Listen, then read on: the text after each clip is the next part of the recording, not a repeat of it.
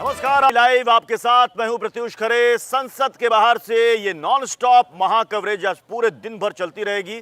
आज संसद के विशेष सत्र का दूसरा दिन है और आज सबसे इंपॉर्टेंट दिन, सबसे अहम दिन, क्योंकि आज पुरानी संसद से आज नई संसद में जितने भी सांसद हैं वो आज शिफ्ट करेंगे, यानी कि अब वो अतीत हो जाएगा और वो जो सामने नई संसद है अब वो भारत का वर्तमान होगा। मेरे साथ मेरे सहयोगी अंजनी हैं, दो खास मेहमान हैं, पॉलिटिकल एनालिस्ट प्रेम जी हैं और संजय राणा जी। अंजनी।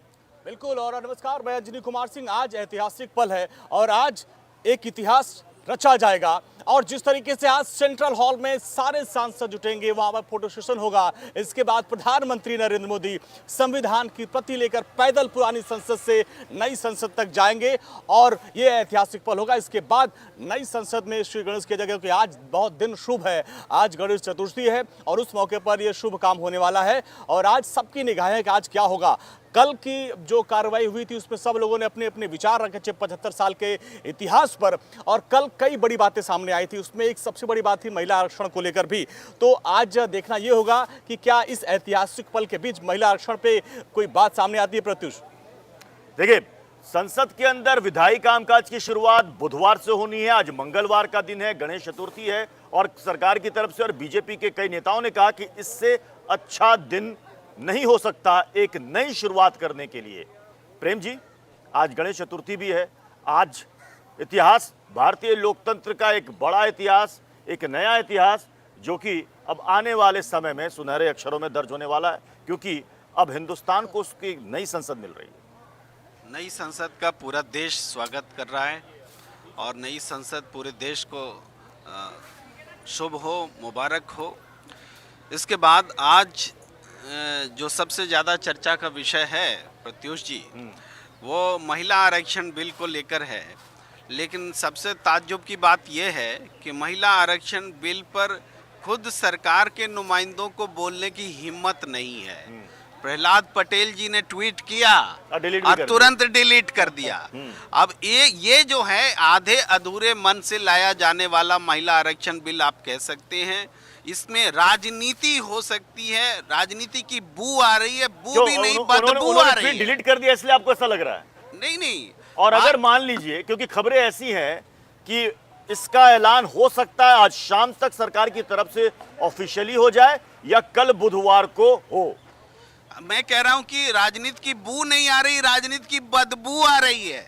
क्योंकि ये शो करके, लिख करके ट्वीट डिलीट करना अपने आप में बड़ी कहानी कह रहा है। सरकार के मन में महिला आरक्षण विधेयक को लेकर इफ एंड बट है। इफ्स एंड बट्स है, एक राजनीति थोड़ा समझ लेते हैं। हाँ। वो है कि चूंकि महिला आरक्षण का, महिलाओं को प्रतिनिधित्व का प्रयास 50 साल से चल रहा है। हाँ। और गंभीरता से ये सोनिया गांधी जी के नेतृत्व में आया राज्यसभा में। लेकिन उस समय भी हालांकि भारतीय जनता पार्टी के भी ओबीसी के विधायक विरोध कर रहे थे, समाजवादी पार्टी आरजेडी के भी लोग विरोध कर रहे थे, और आज भी ये सवाल बना हुआ है। इवन जेडीयू का भी स्टैंड था कि ओबीसी में की आबादी अगर 60% के करीब है, हम आधी आबादी 50% की चिंता कर रहे हैं, तो 60% की क्यों न करें। तो ये जो इशू है, मुद्दा है, बीजेपी चाहती है कि ये मुद्दा उठे और उठे। तब तक हम कुछ एक बात और सामने आई थी कि जब ये महिला आरक्षण बिल रखा गया था तो उसमें बाकी जो पार्टियां थी उन्होंने कहा कि आरक्षण में आरक्षण होना चाहिए। जो ये महिला आरक्षण है उसमें, राणा जी, आरक्षण में आरक्षण की बात सामने आई थी। अब जिस तरीके से कल एक बार उन्होंने पटेल ने एक बार वो ट्वीट कर दिया और उसके बाद फिर कहा कि भाई उसको डिलीट कर दिया, लेकिन उसमें तमाम सारी बातें सामने तब तक आ गई थी।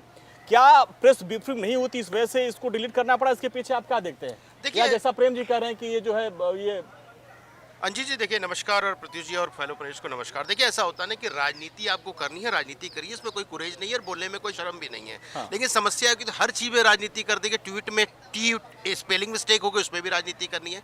अरे महिला आरक्षण बिल आ चुका है और कल कैबिनेट ने अप्रूवल भी दे दिया है। हाँ। जब कैबिनेट ने अप्रूवल दे दिया है, उसको पार्लियामेंट में बताया अप्रूवल दे दिया कैबिनेट ने। सर, ये आपके टीवी न्यूज में जाकर के देख लीजिए। सब सूत्रों के हवाले से बोल रहे हैं, सूत्रों के हवाले से जो सोर्स होना चाहिए, सोर्स ही खत्म हो गया। देखिए, कैबिनेट पूछा जा रहा है कि बताइए ना कि हो गया कैबिनेट क्या होता है कि एक प्रॉपर तरीके से अनाउंसमेंट करने की एक सोच होगी सरकार की। तो हो सकता है वो चाहते हो कि आज उस चीज का अनाउंसमेंट हो जिस तरीके से प्रॉपर प्रोसेस होता है, ड्यू प्रोसेस से, उसके तहत काम किया जाएगा। देखिए, मैं आरक्षण आपके पक्ष में रहता हूं, कोई भी चीज हो, लेकिन कुछ चीजें कभी कभी विरोधाभास भी हो जाती है। अभी आपने देखा होगा कि कई पार्टियां इसका विरोध भी कर रही थी, कई पार्टियां इसके पक्ष में खड़ी हुई हैं। तो अभी देखिए इस पर डिस्कशन होना चाहिए, लेकिन हाँ, जहां तक भारतीय जनता पार्टी का सवाल है तो इन्होंने अपना जो मत है वो क्लियर कर दिया है कि वो इसके साथ जा रहे हैं। कांग्रेस सुबह से, आपने देखा होगा, हम लोग डिबेट में थे, सुबह से लेकर के मातम मना रही थी कि भैया आरक्षण बिल आ जाए, आरक्षण बिल आ जाए। आपको 2-3 तथ्य और देता हूं, मैं तथ्य देता हूं।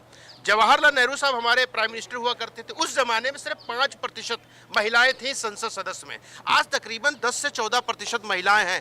तो देखिए, जो काम 75 सालों में नहीं हुआ है, अगर कोई सरकार कर रही है और आपकी मांग भी थी, तो आपको सराहना करना चाहिए। अगर ट्वीट डिलीट हो गया है तो ट्वीट कोई ऑफिशियल चीज नहीं होता है। ट्वीट एक माध्यम है, एक प्लेटफॉर्म है कम्युनिकेशन का, लेकिन आप उसको ही ऑफिशियल कम्युनिकेशन मत मानिए। सरकार की विज्ञप्ति का, सरकार का नोटिफिकेशन का आप इंतजार कर सकते हैं। संजय राणा, क्या ये बात मान ली जाए कि सर्वदलीय बैठक में विपक्ष की तरफ से ये बात महिला आरक्षण विधेयक को लेकर कही गई थी कि आप लेकर आइए, हम सब आपका इसका पूरा समर्थन करते हैं, तो सरकार ने विपक्ष की इस बात को मान लिया?